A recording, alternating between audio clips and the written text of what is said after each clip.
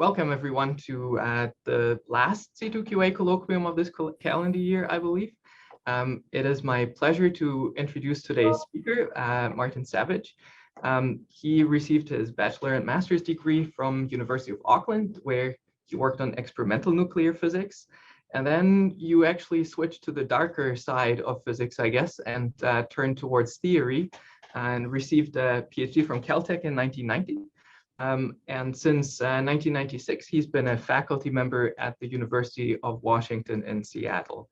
So over the years, Martin Savage has done important work on developing techniques to tackle, among other things, quantum chromodynamics, including calculations based on effective field theories, as well as lattice QCD calculations. He's received a number of awards for his research, including a Humboldt Research Award, APS Fellowship, and he's also a member of the Washington State Academy of Sciences. So as an expert on quantum field theories, he's become also interested in how to perform quantum simulations of such field theories, both in the context of many-body systems and particle theory. And today he will discuss how to possibly use quantum computers to simulate and understand the entire standard model of particle physics. So Martin, the floor is all yours. Thank you very much for that really kind introduction. So let me share screen and set up here.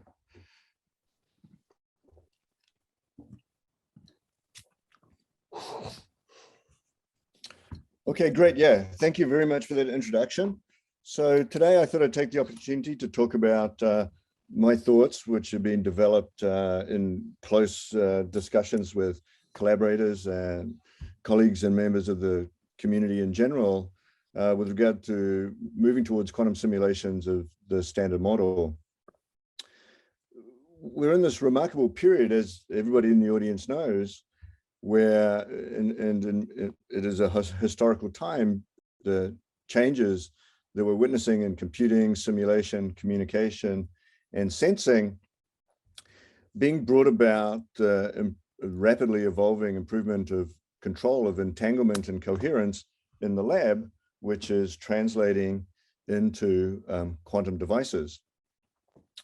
So just to mention my journey a little bit, so I came out of lattice QCD, where we'd spent about 15 years looking at simulating quantum field theories with classical computers. And there was a review of the exascale resource requirements around about 2017 that I was involved in, where it became obvious that there were problems important to the standard model where classical computing was hitting its limits. And at the same time, quantum devices started becoming available in the cloud and at universities, and first papers appeared, for instance, from the Innsbruck group on quantum simulations of quantum field theories. And so now, roughly 5 years later, we've had a chance to learn in particular from the quantum information science community. Those developments have been moving along for decades and are incredibly rich and relevant. And we can step back a little bit and see now and think about different features, attributes, and so forth that may be useful going forward. So that's really what I want to talk to you about today. So with regard to simulating quantum field theories and the standard model, we go back to the early 1980s and the papers of Feynman, Benioff, and others were at the heart of these conceptual jumps. Really was the fact that one cannot simulate a more fundamental theory in terms of a less fundamental theory. And so while classical computing continues to make remarkable progress in performing computations relevant to standard model physics and more generally all areas of sciences, there are observables and quantities of interest and classes of quantities of interest that cannot be addressed efficiently with classical computers.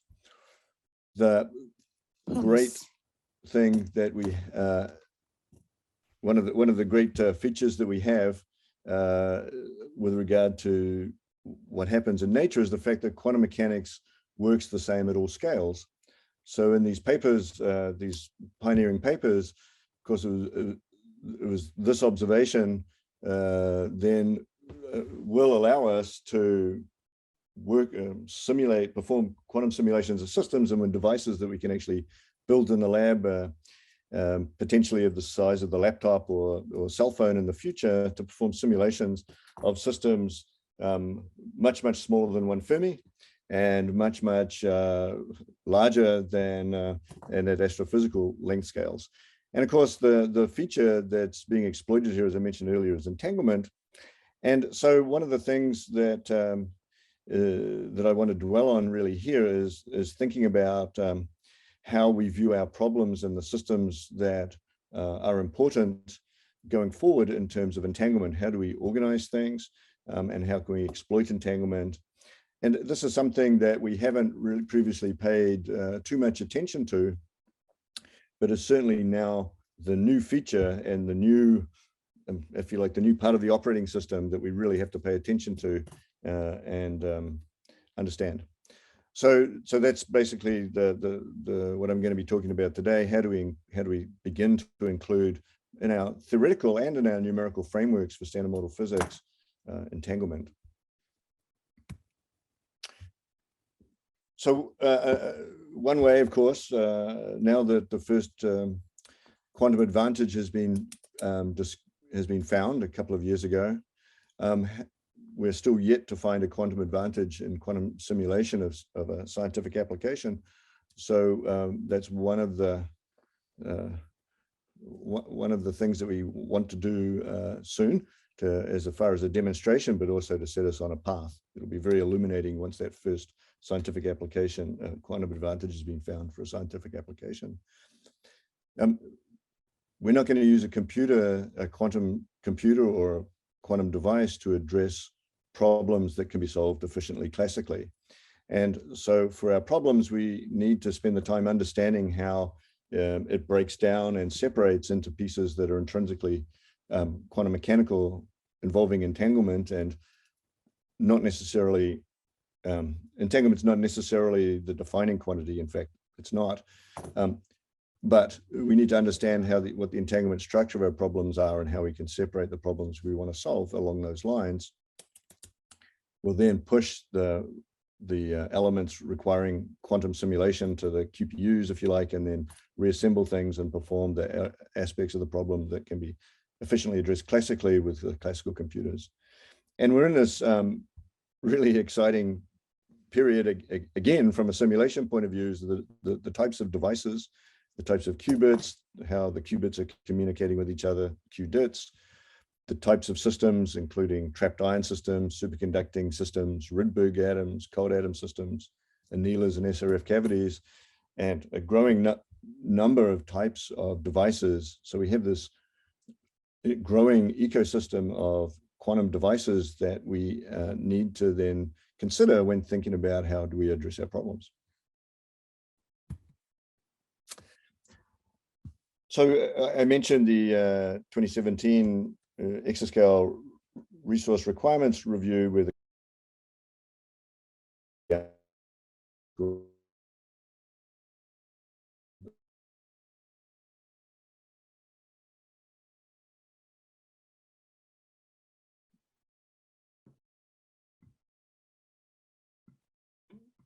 I don't know if it's just me, but I can't hear Martin.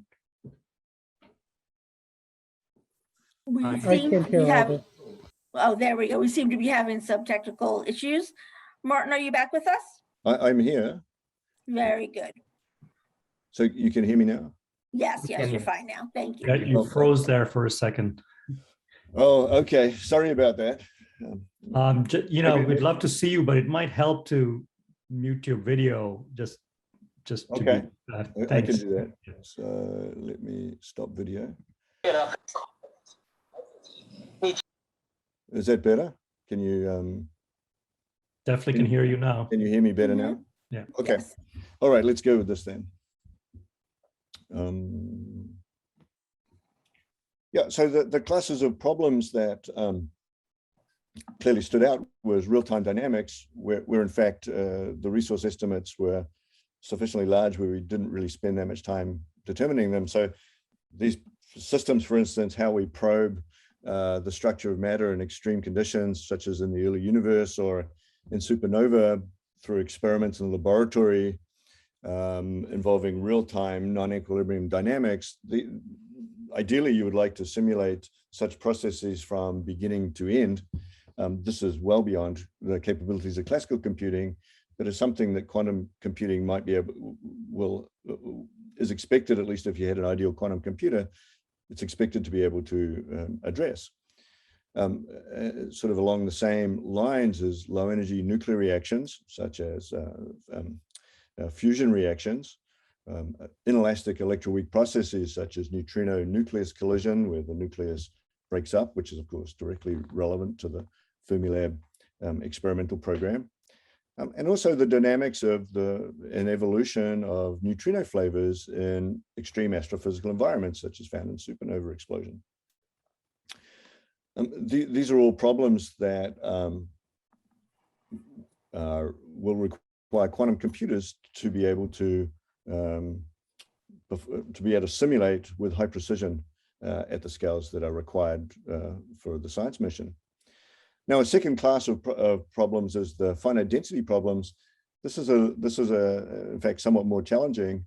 So, for instance, if one wants to identify as being a large activity at Brookhaven, the mapping out the equation of state of matter, looking for the critical point of QCD. This requires, from a theoretical point of view and simulation point of view, conquering sign problems that appear in classical computing, which ultimately severely limit the precision with which the computations can be performed. These are computations that may be addressable with quantum simulation. It is not clear. Naively, in fact, these problems sit in the wrong complexity class. However, I'll come back and I'll address this later on. It's most likely that some of these problems will be addressable with quantum simulation with far better precision than can be accomplished classically. And then, of course, calculations of nuclei themselves, the scaling of the Hilbert space for in-body problem scales just in the same way that the register of a quantum computer scales as you increase the number of qubits. So I'd like to dwell a little bit more on entanglement. And imagine that you have a system, which is this the system of bubbles denoted in this cartoon on the right, and we pick two regions A and B, and if the density matrix for that combined system AB can be written as a sum of probabilities times tensor products of the density matrix in A and with the density matrix in B, then this system is separable. That is, there's no local operations in classical communication that will reveal quantum correlations between the systems A and B. It's also the case that if you ask about regions A and B, they might be separable. Regions A and C might be separable, and regions B and C might be separable, but the combined region AB with C may not be separable. And this is in fact the situation one finds in quantum field theories. And to highlight that point a little bit more, I just wish to remind you of a simple calculation and system from the early 1990s, mid 1990s, the Werner state. If you consider the density matrix of the systems of this AB system, in this case just 2 qubits, where there's some amount of entangled state with 0, 0 plus 1, 1, and the other component of the ensemble, of this mixed ensemble is just entirely classical probability 1 minus eta, then one can write this density matrix, one can decompose it in terms of entirely classical density matrices as written below. But this is only a valid density matrix if all of the coefficients are positive definite and sum to 1. Now, if you look at this expression, then the last term has a coefficient that is 1 minus 3 eta over 4. And so if eta is less than 1/3, then this density matrix can be expressed as a sum of probabilities times tensor products. And so the quantum correlations cannot be revealed through local operations and communication, despite the fact that part of this ensemble is in fact entangled qubits. Now, on the other hand, if eta is greater than 1/3, then this decomposition is not a valid density matrix. And so, in fact, one can distill pairs from it.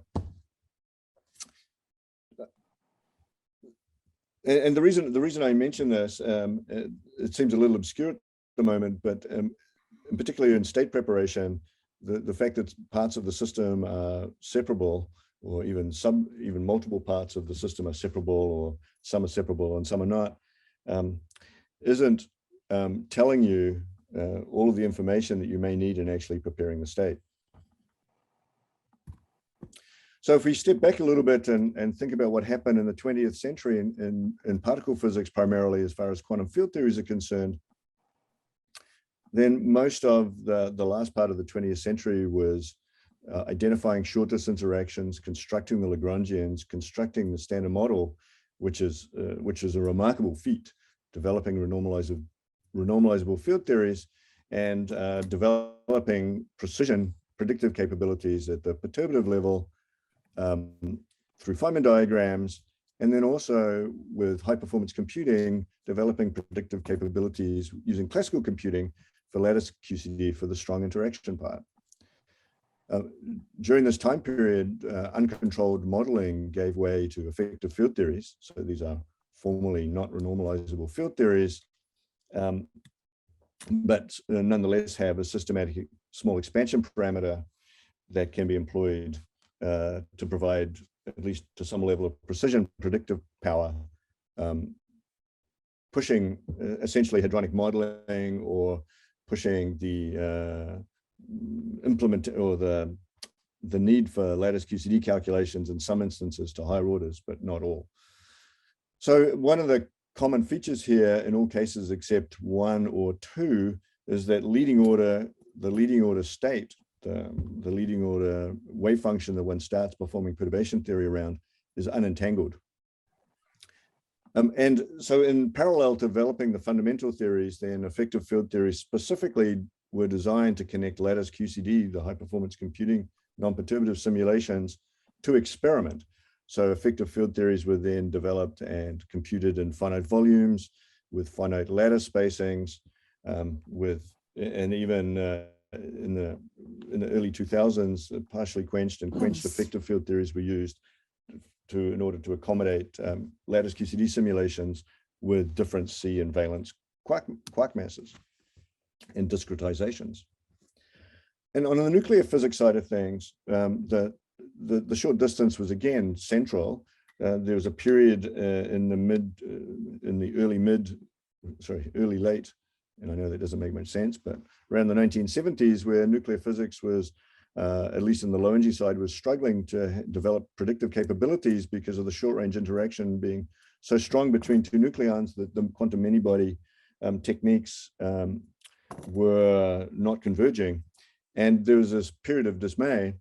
And how that changed to where we are today, where one can perform really quite impressive calculations of nuclei and their properties and interactions, was techniques developed by high energy physics, renormalization group, effective field theories, and from quantum chemistry, and were brought into nuclear physics over an extended period of time.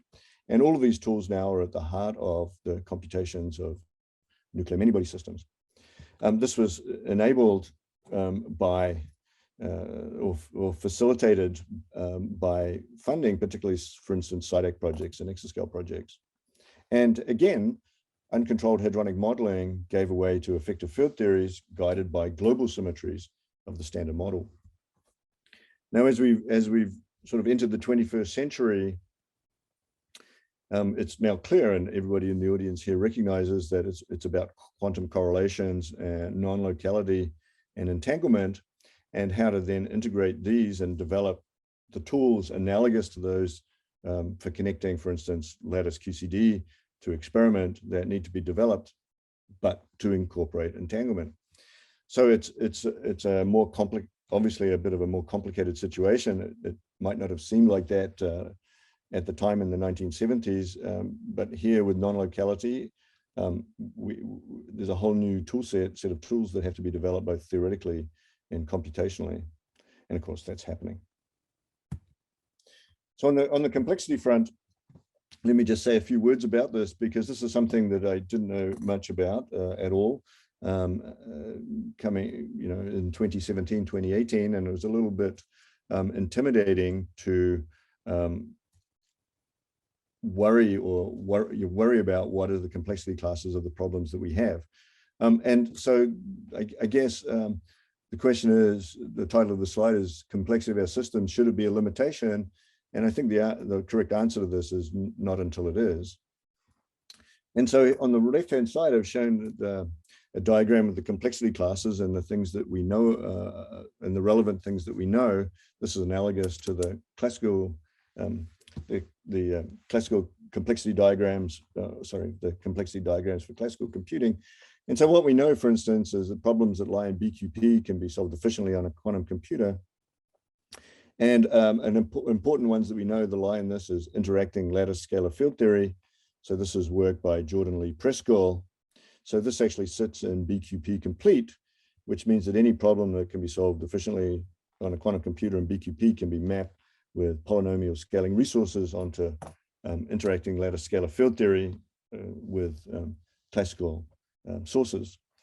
We also know from work by Seth Lloyd and others earlier that time evolution of a quantum system also sits in BQP. This is something else that is efficient on a quantum computer.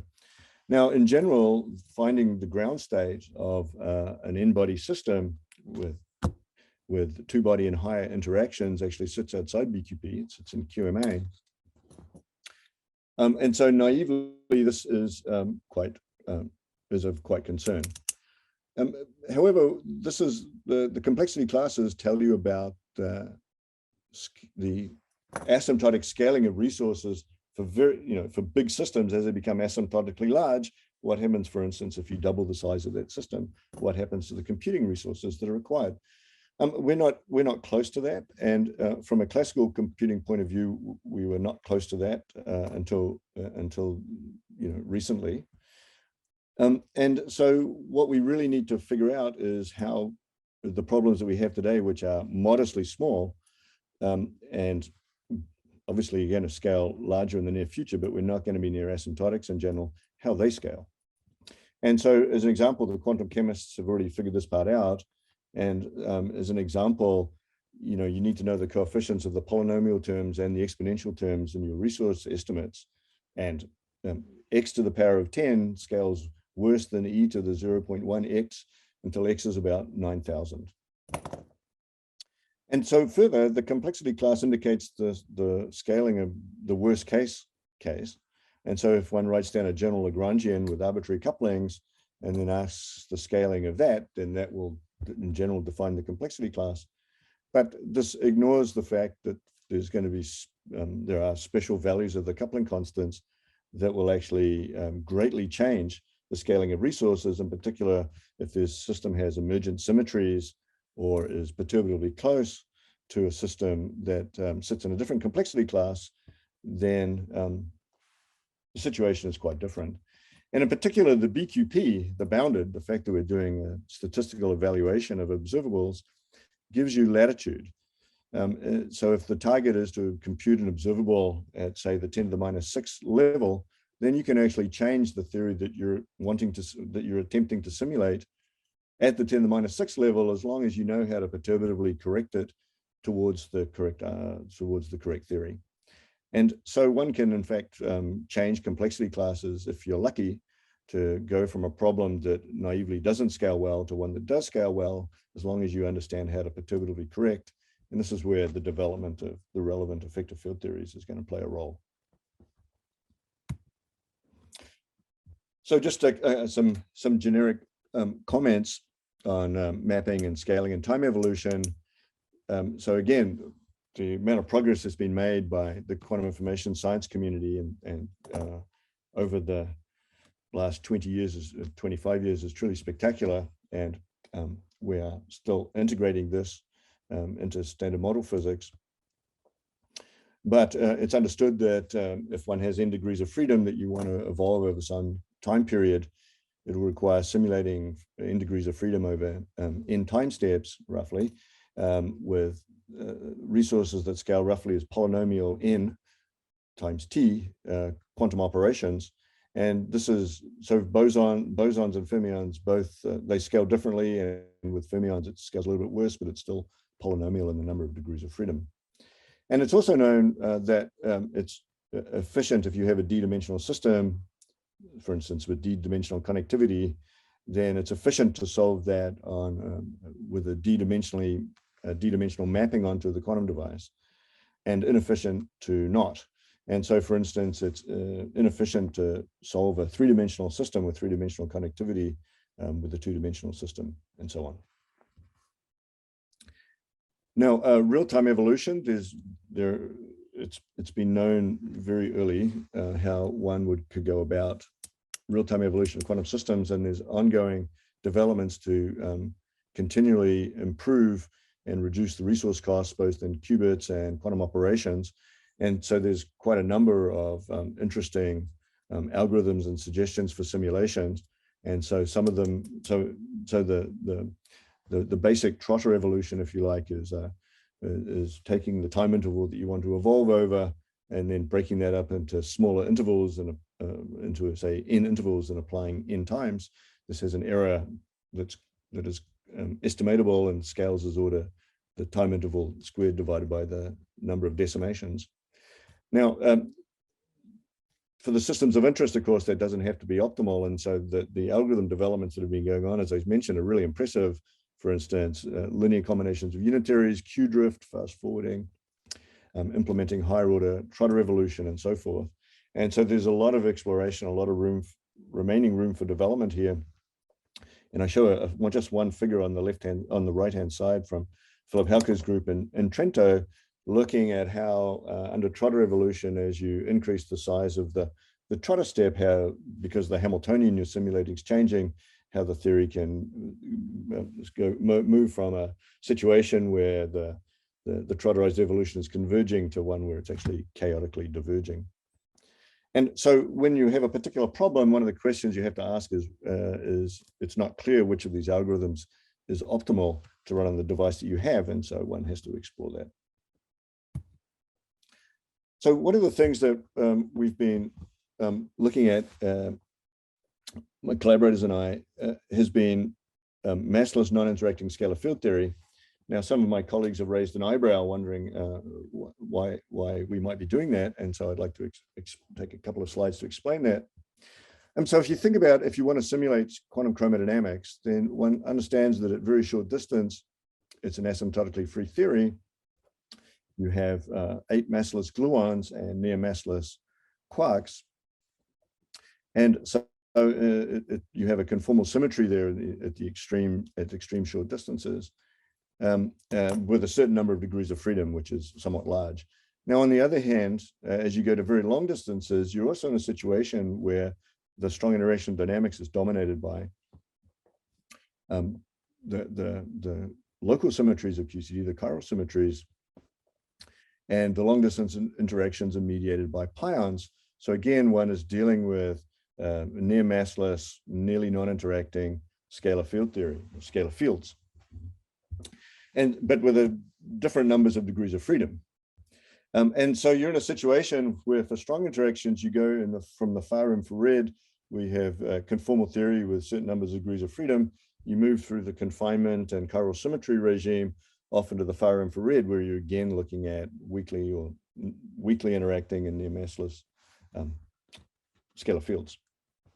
And so it's useful then to understand what a massless non-interacting scalar field, how it behaves, particularly its entanglement structure. And so we've written a couple of, well, 3 papers now with Natalie Clow and also with Doug Beck. And this is building on work from the quantum information community that's been ongoing for 20 years or so, at least. And I can't do justice to the amount of work by providing all the citations because they're extensive. I've just listed a few of the authors. And so you imagine you have a situation where you have a lattice-sized scalar field theory in arbitrary dimensions, and you take spheres of a certain involving a certain number of lattice sites and separated by a certain number of lattice sites, and ask what is the distillable entanglement of that system, and in order to, as a measure of that, we computed the log negativity, which is an upper bound to the distillable entanglement. And then you ask, how does that behave as a function of separation of these regions? And what is shown is the right plot. And in one dimension, this had been computed before and was known. In one dimension, you find an exponential behavior of the log negativity as a function of the dimensionless separation, with an exponent that scales essentially within errors is 2√2.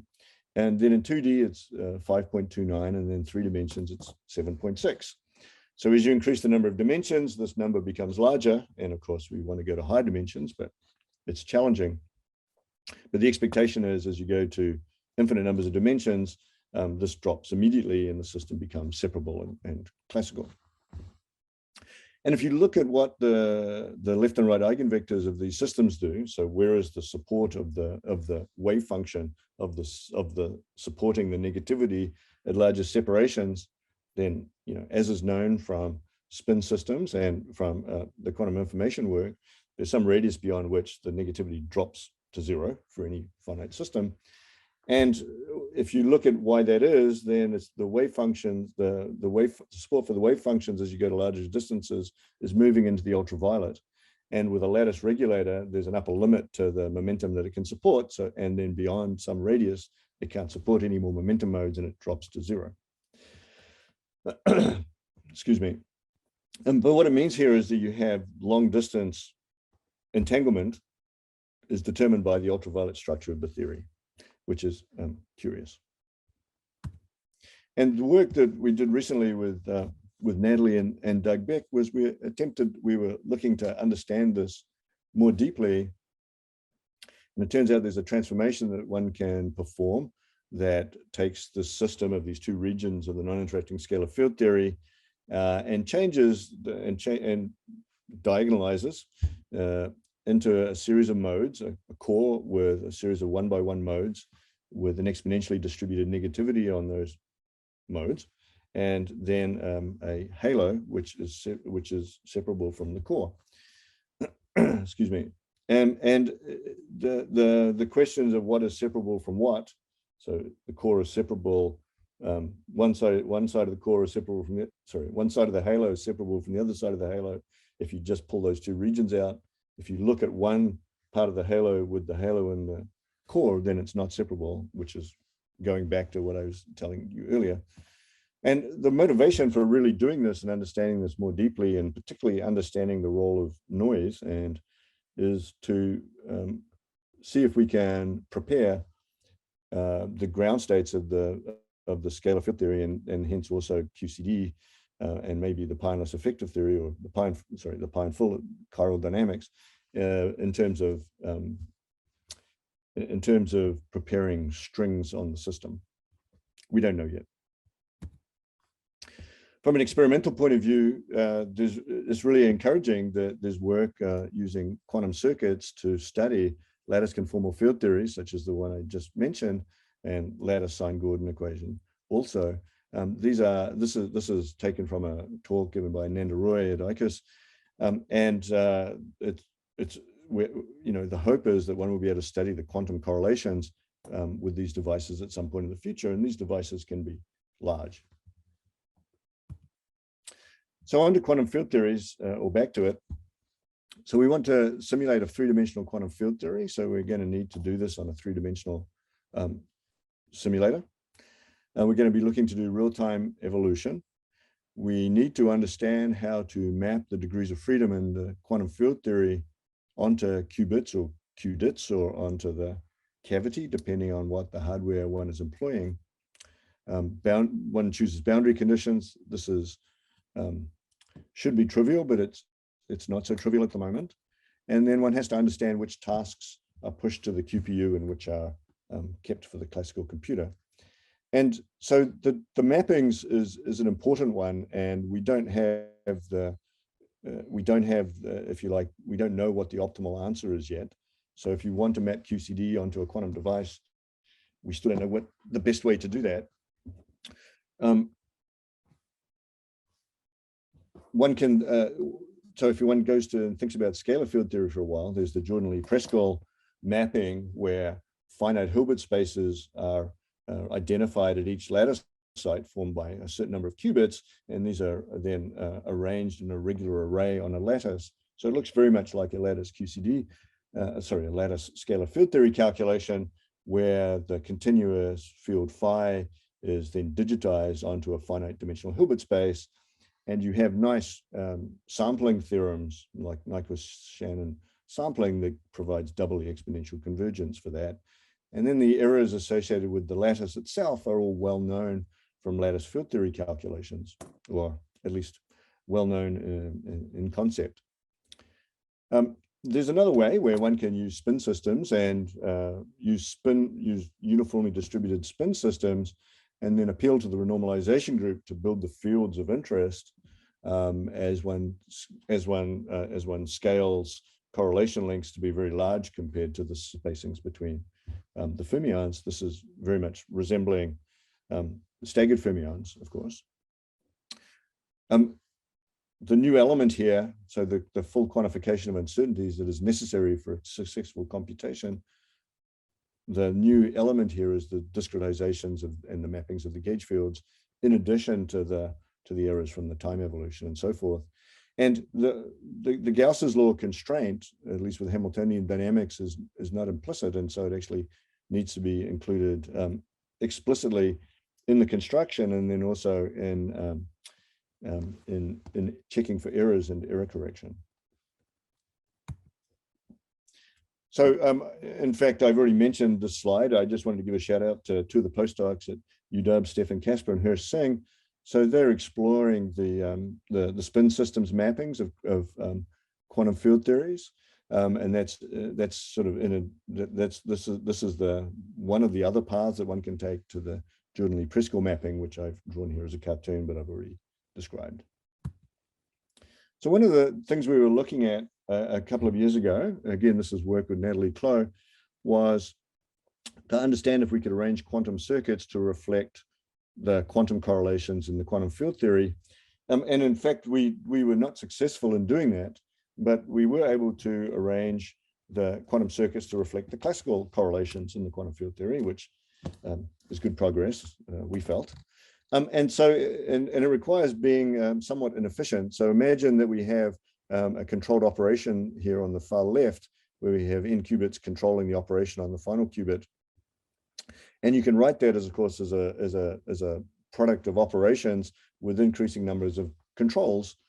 And this allows you to organize, if you have for instance, a mass gap with an e to the minus m x type fall off, as one does in field theory, then the contributions from each of these operators is exponentially reduced as you increase the number of controls. And so for any bounded computation, you can truncate the number of operations, in fact, that are required. And we were able to show, as was shown in this right-handed panel, in fact, the exponential hierarchy of the angles required in these controls, and hence one is able to understand for a bounded computation where would be an optimal place to truncate. We also gained experience on hardware, and at this point, any experience on hardware is great experience on hardware. And this was a couple of years ago, so the devices were less capable and lower fidelity than they are today. But what we found, and this was really interesting in shaping our thinking as theorists, was that these systems really are quantum many-body systems themselves, with quantum fluctuations really integrated in through the communication fabric. And so while applying a one-body operator is you think you're applying a one-body operator, but you're really applying an n-body operator. That's also spatially dependent. It depends where you are on the QPU, and it also depends on the state of the other processes. And so, for example, here's the results displaced vertically of application of the Hadamard gate when all the qubits are in the 0 state. in one instance and where the qubits are describing some wave function in another instance. And you see the performance of the gate operation is in fact depends on the state of the system of all of the other qubits.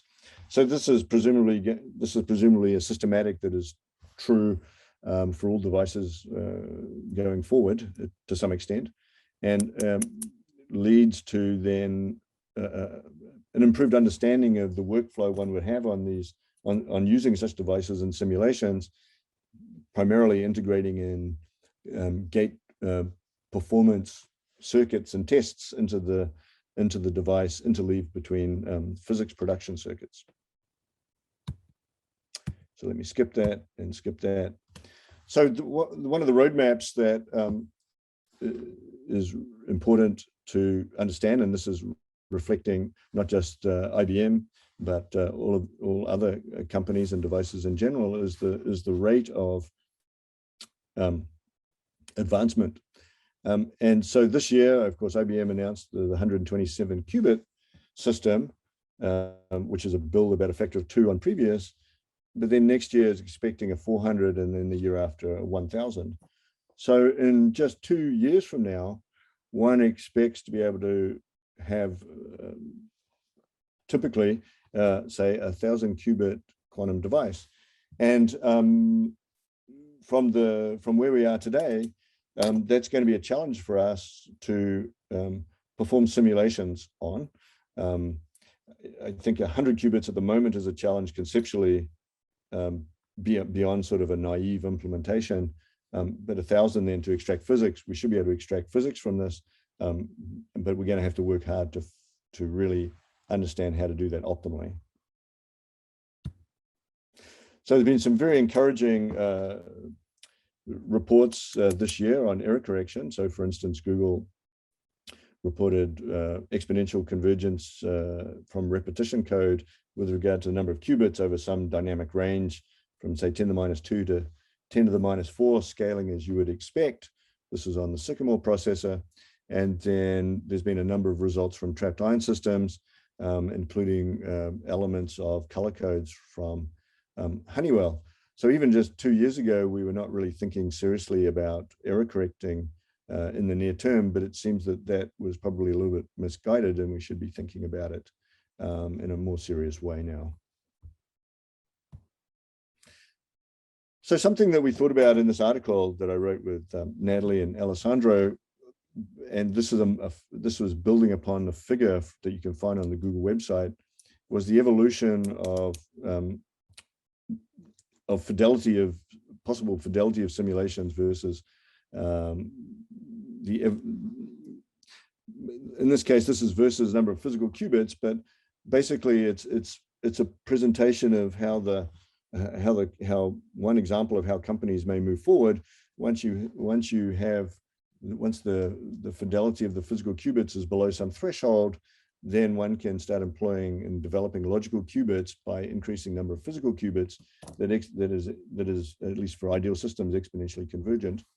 And so this is a type of curve, the dotted line that you might expect, and this is what was from the Google website, where basically the error rate of the physical qubits is improving, and then you can then de-emphasize that development and start ganging these physical qubits together to form logical qubits. And so one expects then there'll be some commodity hardware available will allow you to make progress on the problems A, problems B, and problem C. But it's also the case that problems A, problems B, and problem C may be addressable sooner by looking at different combinations of physical qubits distributed specifically in a way to optimize or minimize the error of the computation for particular observables. And so that's what we've shown here in the right figure, where problem A, you might be addressable with smaller numbers of logical qubits, but with larger operations, for instance, or with larger number of logical qubits and smaller numbers of operations. So where are we? Let me just take a few slides to present where we are as a field, at least representative. This is not complete again. So I apologize for the people that I don't whose work I don't refer to. One of the important theories that is really still relevant, very relevant for quantum simulation, that is very informative for both nuclear and particle physics, is the Schwinger model. And the reason for that is the Schwinger model is one-dimensional quantum electrodynamics, but it exhibits many of the features of the important features of QCD. So there's charge screening, there's a non-zero fermion condensate in the vacuum, there's a non-zero theta term that can be included, and so forth. And so one of the pioneering works came out of Innsbruck. This was the Martinez et al. That I referenced here in 2016. And for me, this was pivotal. I read this paper and it's like, okay, this is kind of what the future looks like now. And so they performed a simulation on a trapped ion system where they initialized the system into the trivial quantum vacuum and then looked at electron-positron pairs popping in and out of the vacuum through time evolution. And at that time in 2017, this is something that we could only dream of with regard to high performance computing at scale. So while this didn't change physics at this time in the sense that we knew how to do this on a classical computer, conceptually it was the shift, because this is a system that should be able to go to scale and perform such dynamics at scale. This was followed up by a number of other computations of the Schwinger model, including some work that we did. There was, of course, significant progress by the Innsbruck group itself, and then other trapped ion teams came up. There still is a lot of classical simulation and classical algorithm improvement that's happening. There are works to look at the asymptotic scaling of resources required to simulate the Schwinger model, which is also important. For instance, the one by Alex Shaw. And then there was two works coming out of Brookhaven by different teams that I've shown here on the bottom right. One was looking at the behavior of the current in this, of the electric current after you quench the theta term. You sort of instantaneously change the theta term and ask what happens to the system, and you can map that out. And then also there was work looking at forming the ground state of the Schwinger model with a non-zero theta term. Now, classically at scale, this exhibits a sign problem, which means it's inefficient at scale, whereas on a quantum computer, there is no such sign problem. And this team showed that, in fact, you could do it the same as you can with theta equals 0. There's work in fragmentation directly relevant to high energy physics, where toy models were developed, for instance, to begin to start simulating the high energy proton-proton collisions to jets and to particles. And of course, one starts simple, as we're all doing. So here you can imagine a high energy particle now coupling with lighter particles and forming a jet. And so for this very simple model, this team was able to show that they could actually see things through the quantum simulation, see correlations and discrepancies between what you would do with the classical Monte Carlo and what you would obtain from a quantum simulation. So that's really very encouraging, and this team is, of course, pursuing it, as are others. With regard to issue 2 and issue n gauge theories, so we performed a computation of issue 2 gauge theory, 1 and 2 plaquettes on the IBM system. This is what we could do at the time. And there's been subsequent work. And there was a couple of conceptual, in addition to putting on devices, there was a number of conceptual developments. One was integrating over the gauge space at each lattice site to reduce the number of degrees of freedom quite dramatically compared to what you would expect from, say, a Burns-Yamamoto type construction. This was also just suggested by Mari Carmen Benroz and Carl Janssen and collaborators. And we were able to then look at the impact of truncation in field space, which was necessary then. And so it sort of began a series of discussions, including what do you do in the space that you don't want to be in, the part of the Hilbert space you don't want to be in. There was also work on a quantum annealer by Rahman, Randy Lewis, Sarah Powell, and others, where then this was quite a surprise. They were able to take these plaquette systems that we examined on IBM and translate them onto the D-wave quantum annealer and using the Feynman clock that was developed by the quantum chemists and for quantum chemistry, they were able to actually pull off the time evolution of the duplicate system, and this is the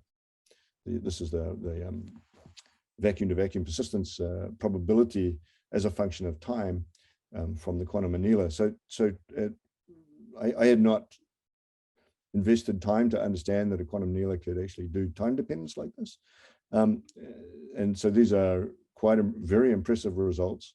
The question is, how does this type of technique scale? Some of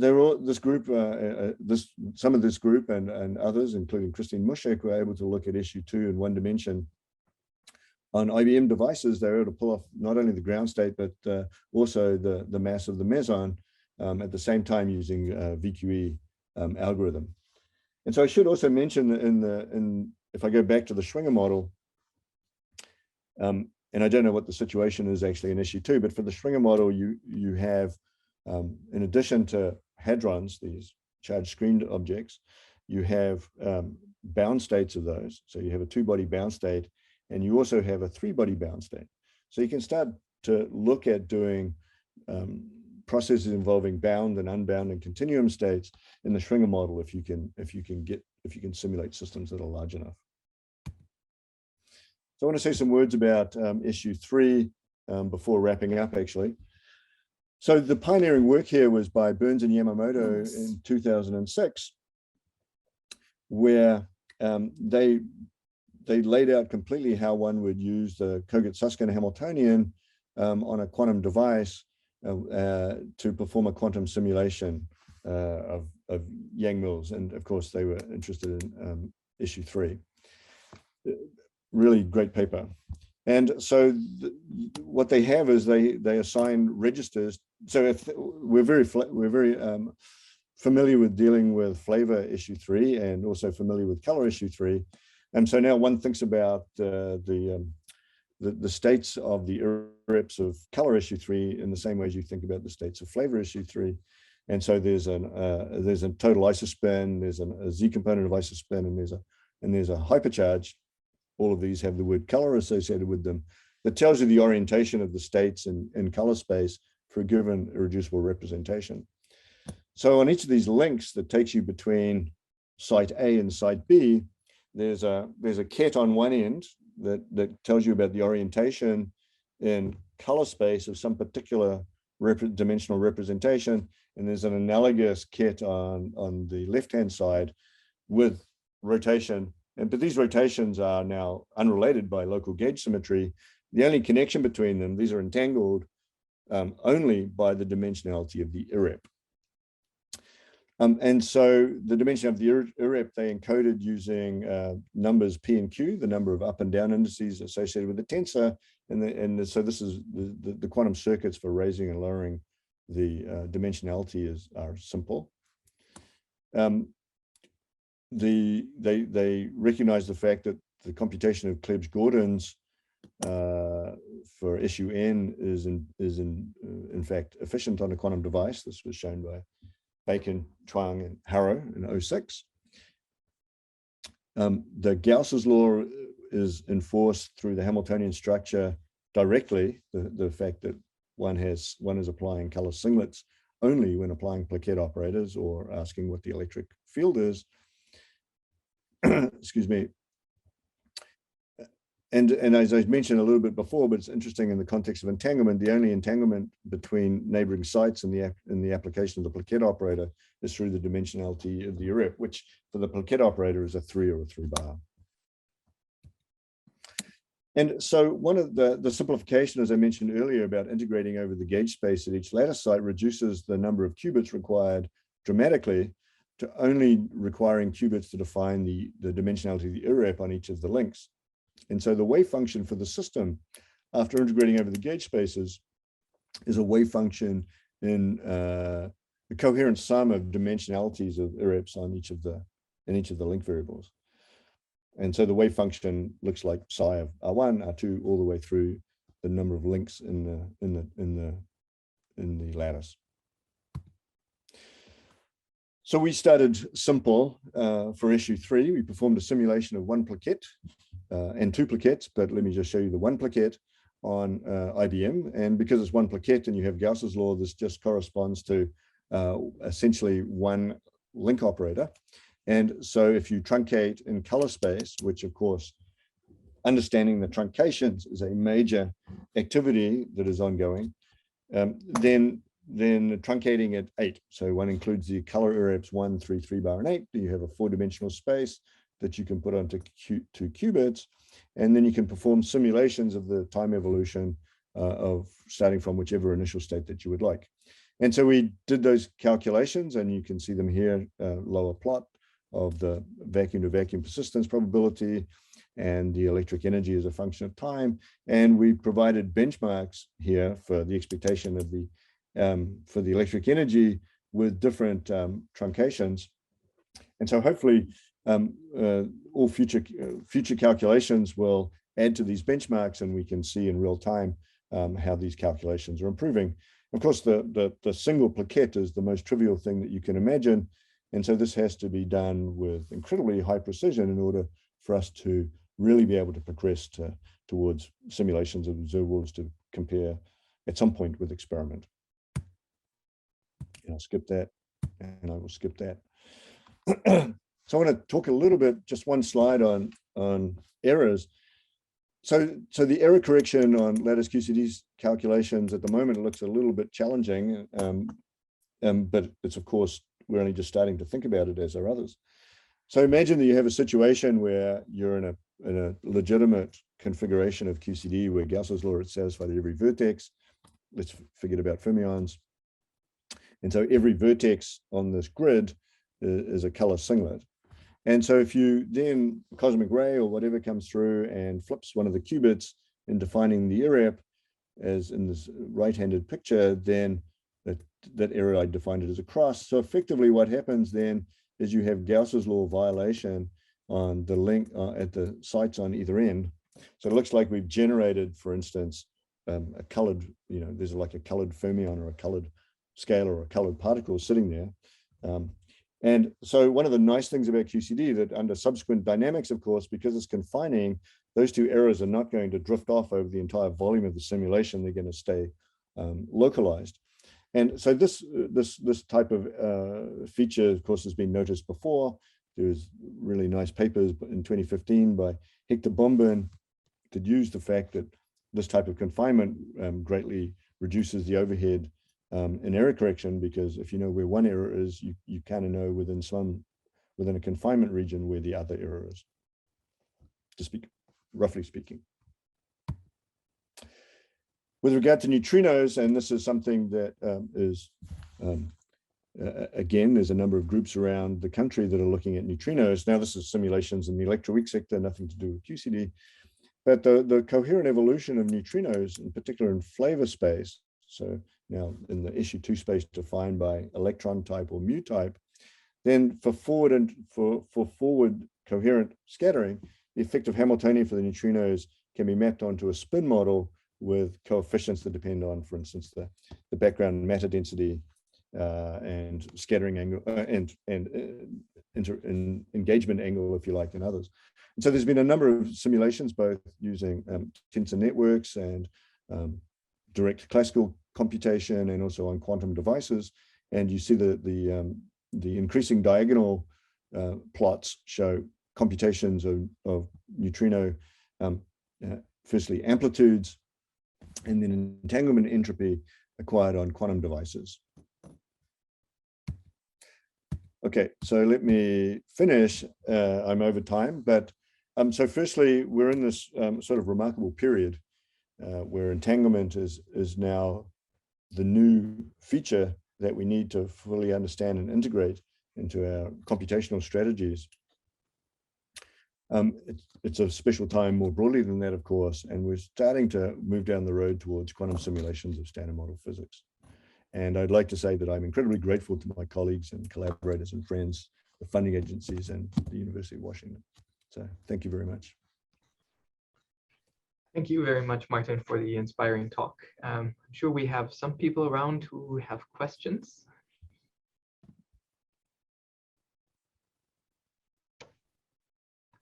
Raju has the hand up, please. Yeah, hi, Martin. Thanks for a nice talk.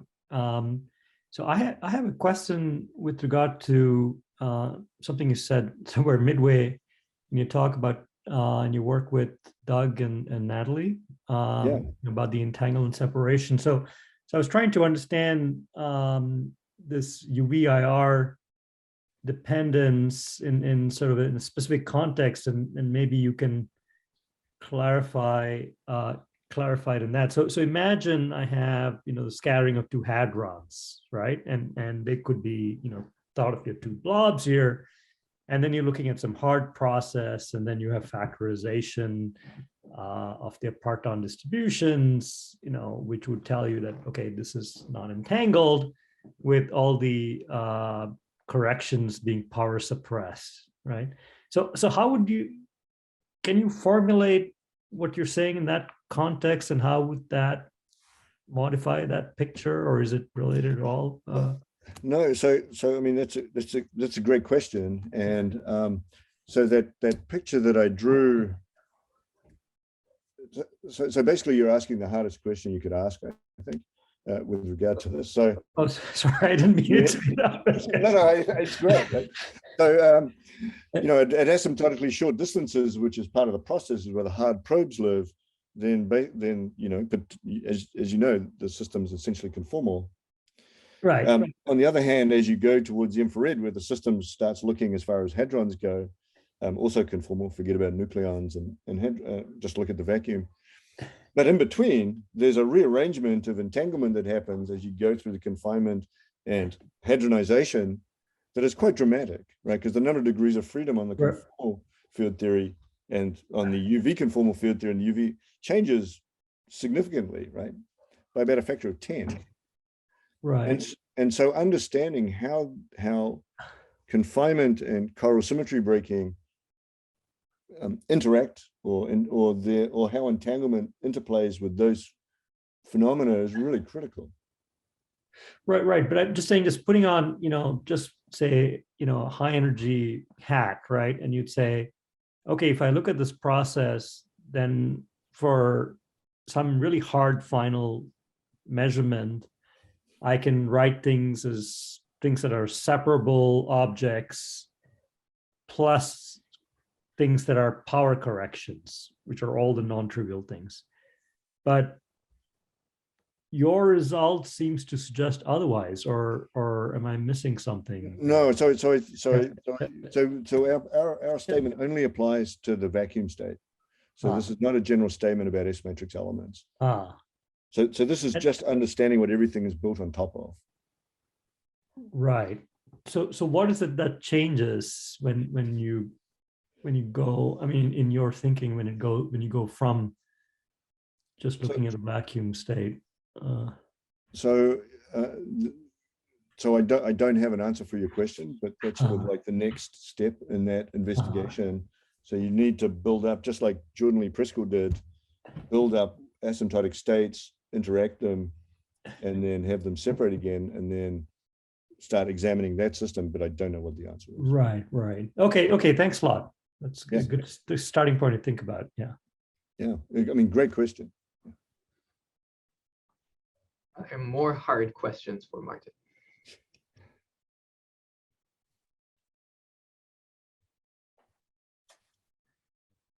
Maybe I have one that is not hard really, or not meant to be hard. So suppose we could go forward in time, and it's the day that the new 1000 qubit machine by IBM comes online. What do you think might be the first exciting new things that we could learn about quantum field theories that right now is still inaccessible? Yeah, so I've thought about that question a lot, sometimes coherently, sometimes incoherently. So it seems that the observables that that are efficient on a quantum device are dynamics, right? So real-time evolution. And so I think that first steps towards understanding how to compute dynamical quantities in QCD, even at modest small scales, even it'll still be small scales with 1000, but it may be moving you along the right path. And so one has to basically performed the first one of those, which will happen, essentially I expect that to happen at that point. And that'll be like the first step to gauging where we are. But I'm actually personally very excited by this one, by the fact that such a system will be available in a couple of years, because we're not ready for it yet, but we kind of know how to get ready for it. Yeah, thank you. Taku has a hand up, please. Hi, Martin. Very Hey, nice Taku. talk. Thank you. I have also, this is a question for this entanglement work. So this was vacuum, and this was non-interacting scalar, massless. And it didn't have to, it could have a mass. The results are analogous for mass, they're just different, but yeah. So it will not, this negative sphere, radius, etc. These are not function of the scale of theory. So that's right. So this fall off is in terms of a dimensionless ratio of separation divided by size of each region times some number. So it's a dimensionless thing. So basically it depends on the amount of information that you can pack into those regions. And this is in the theory, mass of particle does not affect. Yeah, that's right. So the actual form, it's not exponential. If you have say a small mass, then it'll follow this form and then it'll start falling off faster. So, right. So eventually it does not exceed the classical correlations. It turns off more like quadratic. So you sounded like you are thinking shorter distance than mass scale or something, mass inverse scale. Yes, that's right. That's right. That's right. Yeah. So and so this is a vacuum, and are there some, even I know this is abstract question, but are there like a experimental signature do you think in your mind? Like right. some, this is a wonderful idea, right? Yeah, this short distance, long distance talking would be a probe. And I think you had that idea in your paper. That's exactly right. That's right. Yeah. How vacuum, if this is only the future of vacuum, are there, what kind of experimental signature can one think? No, so that's great. So from an experimental point of view, so from a theorist, let me make a theorist comment on that. Well, you just go and measure it. So the practical level is, right, of course, one has to couple detectors into the system that have some level of pixelation themselves into, at least in nature, there's the continuous vacuum. And so then one has to understand what the response and sensitivity of that combined system looks like, and what operations your quantum sensors would do on the vacuum to extract the right amount of information. And that's not in print anywhere, really. Certainly vacuum is, any other state are on top of vacuum. So if vacuum has if you can extract the entanglement information experimentally, then there's a possibility. Is that what you're saying? Yeah, so that's right. So I mean, the exciting thing to me was that, in fact, it's possible that there could be experimental signatures of this. I don't, off the top of my head, I can't tell you what it is. It's not designed, but it certainly leads one to start thinking, is it even possible for experimental observables to start probing this? Yeah, I don't have an answer for you. Yeah, I don't have a good answer for you. Thank you very much. Very interesting. Yeah, thanks, Taku. Okay, we can entertain one last question, perhaps, if there is one.